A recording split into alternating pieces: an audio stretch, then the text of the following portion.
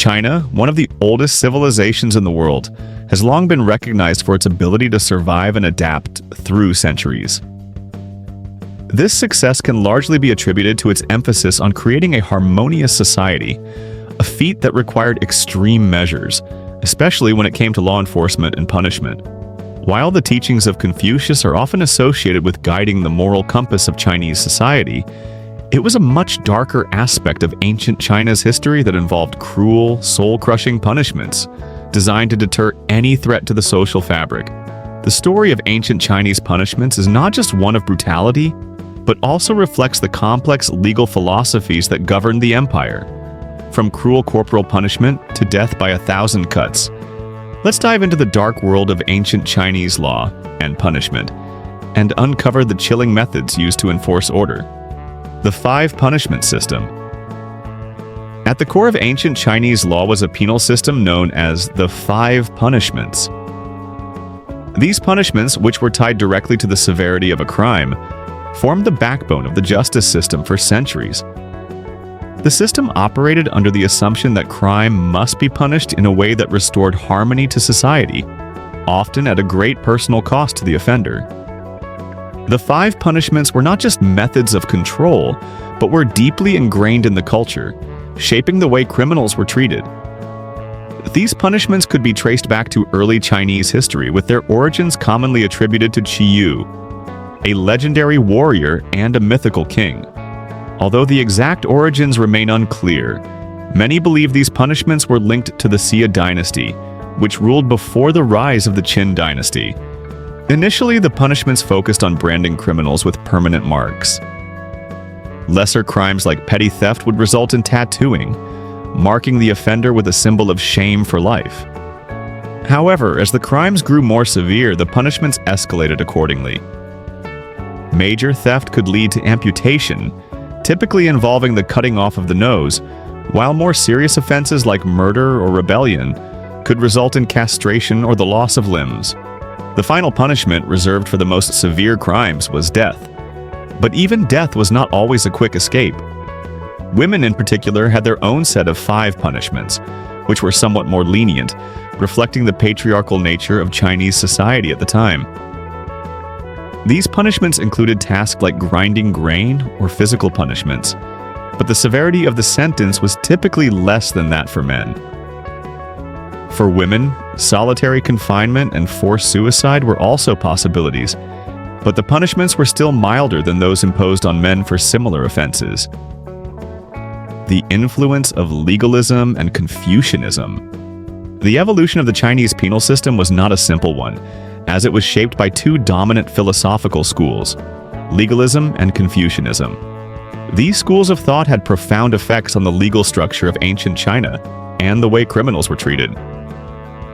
In 221 BC, China's first emperor, Qin Shi Huang, ushered in the era of legalism, a philosophy that viewed humans as inherently evil. Legalism advocated for a strict autocratic rule, emphasizing harsh punishment as a means to maintain order. Laws under legalism were severe, and their enforcement often relied on extreme measures such as torture and forced labor. Legalist thinkers believed that to create a harmonious society, punishments needed to be simple, harsh, and efficient.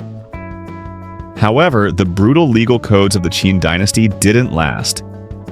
In 206 BC, the Qin dynasty fell, and the Han dynasty rose to power, bringing with it the influence of Confucianism. Confucianism, in contrast to legalism, emphasized moral education and virtue as the basis of governance. While Confucianism softened some of the harshness of the Qin laws, the legacy of legalism still influenced the system, ensuring that the penal code remained strict and unforgiving. Under the Han dynasty, the 5 punishment system was reformed and adapted, though the concept of corporal punishment and extreme measures of control remained deeply ingrained in Chinese society. The evolution of the 5 punishments. Over the centuries, the 5 punishments evolved, becoming more structured and categorized based on the severity of the crime.